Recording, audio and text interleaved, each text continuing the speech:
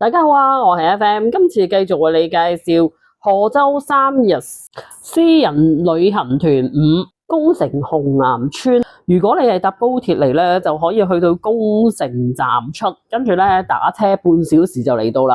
咁我哋就黃姚古城出發啦，咁大約半個鐘嘅車程咧，就已經嚟到呢個紅岩村種柿嘅地方。而10月至12月咧就係紅柿嘅收成期啦，亦都係成為當地嘅旅遊景點。今年嘅柿咧早咗收成咯，所以而家見到咧嘅柿咧已經叫少咗啦。咁而家咧呢啲柿樹咧就特登留嚟俾啲遊客影相，咁佢好多咧就摘咗啲葉，留翻啲柿喺度。所以你會見到咧樹上面咧嗰啲柿咧係好明顯又冇乜葉嘅。咁佢每一個果園咧，佢就會根據自己嘅收費啦，大約都係10至15蚊可以入場影相嘅。因為咧我就冇俾錢入場，都係喺門口經過嘅時候咧就影入去咁樣。見到呢個果園咧就做得幾靚。咁呢條村咧以前咧就叫做紅岩咀嘅，大約有1400人啦。咁喺2003年咧先對外開放。因為呢度咧啲人種柿樹啦，同埋去研發嗰個脆柿啊、柿餅啊咁，所以亦都有叫做粵柿之鄉。主要咧佢哋係冇公害種柿嘅基地啦，加上周圍咧都係丹霞地貌。而家咧呢度咧就係見到係柿子博物館啦。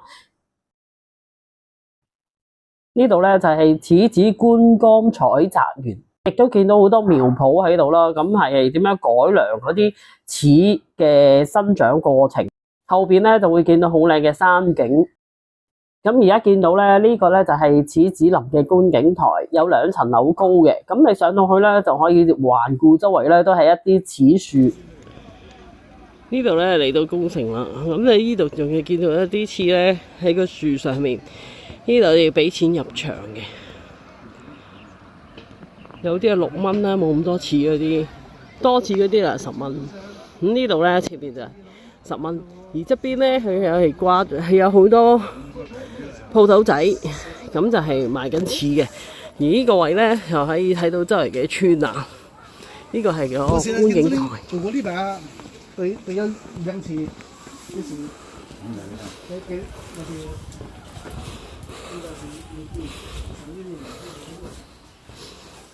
咁見到呢個紅岩村咧，都係用白色嘅小洋樓，咁望過去咧就非常之靚。咁個下邊咧有啲煙嗰啲咧就係燒緊一啲樹葉。咁而家好多柿咧已經落晒，係收晒。如果喺呢度見到周圍都係掛滿柿咧，一定係好靚嘅景嚟嘅。紅岩村咧，佢哋亦都係用咗白色嘅建築嘅顏色啦，所以咧一個橙色一個白色襯咗出嚟咧，就係好靚嘅風景畫。咁我哋再落翻去咧，就見到柿樹上面咧就掛咗好多嘅祝福語，而佢呢度咧賣嘅油茶亦都係出名嘅。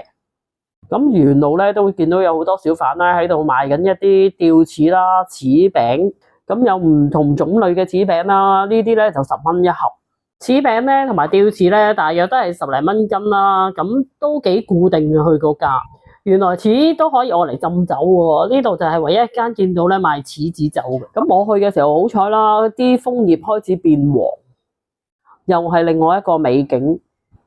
咁佢呢度沿住山路咧，都係一條路咁樣啦，大約你用半個鐘頭已經行晒噶啦。沿途都係見到唔同嘅小販喺度賣緊啲紅柿、脆柿、柿餅，同埋有啲咧就係自己製嗰啲吊柿啊，咁佢自己喺度整緊。而我哋入嚟呢條村嘅時候咧，就見到有啲好靚嘅民宿啦，呢啲咁樣嘅民宿大約都係200至300蚊一晚嘅。旺季啊，可能會再加啲價錢。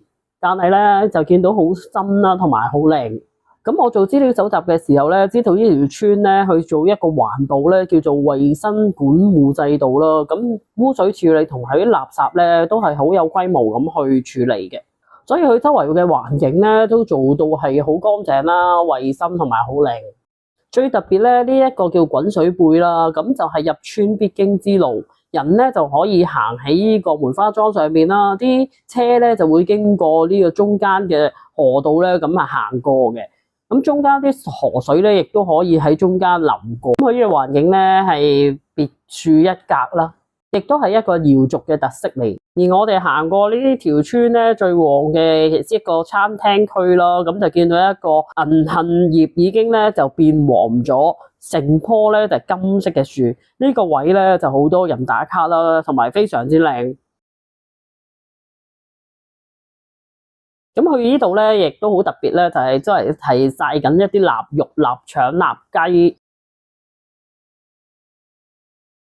連呢度咧都有一棵嘅柿樹。呢度咧就充滿瑤族嘅特色啦，見到有一啲係風乾嘅粟米。呢度咧就有一個臘豬頭。咁佢哋好多時咧都係食呢啲煙燻嘅臘肉嚟炒菜嘅。中意啲肥啲嘅，佢哋就餐廳門口咧都掛滿晒嗰啲臘腸、臘雞、臘肉，咁同埋咧佢哋用咗好多柿咧愛嚟做裝飾嘅。咁我哋就喺呢一間天喜樓咧就食飯嘅。咁我哋就坐咗去出邊嗰啲環保屋嗰度望住呢條溪水，跟住咧就喺度食飯啦。佢哋咧就會留咗一啲畸形嘅柿啦，咁就比較特別嘅。有啲係男性器官啦，有啲咧就好似隻青蛙咁樣咧，咁就愛嚟做一啲裝飾物。呢度咧應該有人訂咗餐啦，咁就係一圍嘅油茶雞火鍋餐。咁佢油茶咧就有少少苦澀味啦，入口回甘。咁通常咧就配埋啲花生同埋炒米一齊食。咁健脾開胃、抗老、防癌、降血壓咁樣嘅作用。咁我哋咧都係用咗礦泉水啦，就叫咗呢個走地雞鍋。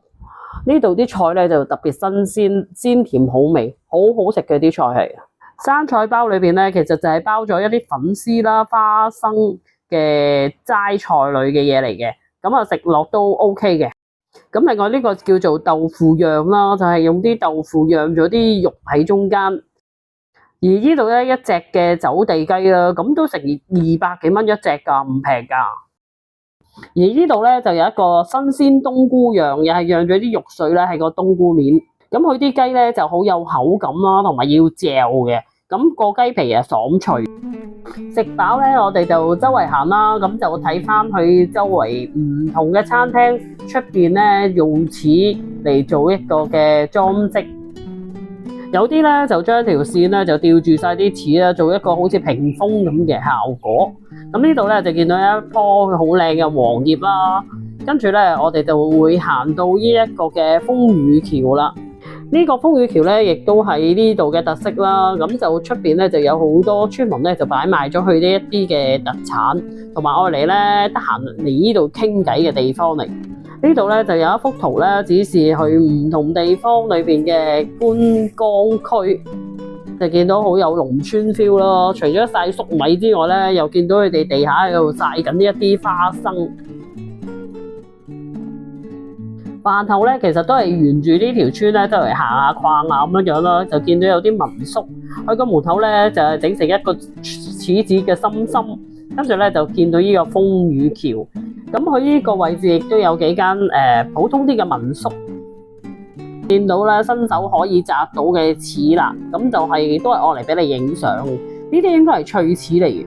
咁呢度咧就見到好新鮮咁樣喺度製作緊一啲柿餅啦，咁就批咗面嗰陣皮咧就開始喺度曬緊。咁圓碌碌呢啲咧就愛嚟做吊柿嘅，扁咗嗰啲咧就係愛嚟做柿餅嘅。而呢一間咧就係去做批發柿餅嘅一間鋪頭，佢賣嘅柿餅都係20蚊斤左右啦。咁就我覺得咧就吊柿就會好食過柿餅。而呢度亦都係愛嚟打卡嘅地方啦。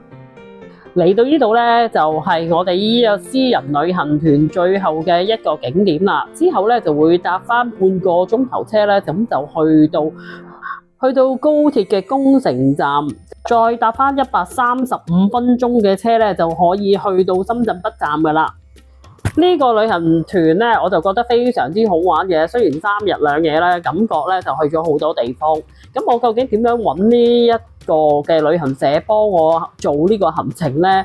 咁其實就係去小紅書就會見到好多當時得令好玩特色嘅地方，跟住你見到有興趣咧，你就撳入去，跟住就會揾到好多旅行社嘅連結嘅，咁就入到去之後咧，就再同佢哋溝通，跟住咧就會轉到去微信溝通啦，講翻你想去嘅日期、時間、地點、價錢同埋去嘅幾多日，咁佢咧就會幫你編排一個行程。